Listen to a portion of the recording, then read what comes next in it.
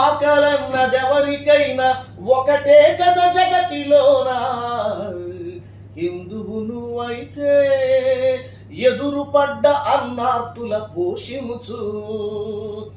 మన సంస్కృతి నమ్మకాల ఆనవాళ్ళు దేవళాలు, హిందువు నువ్వైతే ప్రతి గుడిలో నీ సేవలు వెలిగించు. పుణ్యనది స్నానాలు సర్వ పాపహరణాలు, హిందువు నువ్వైతే మన నదులకు హారతిచ్చి తరియుచు.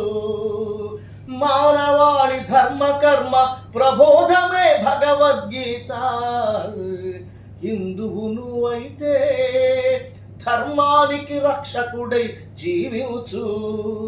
ఈ మట్టి మీద పుట్టినట్టి ప్రతి చెట్టు దేవతే.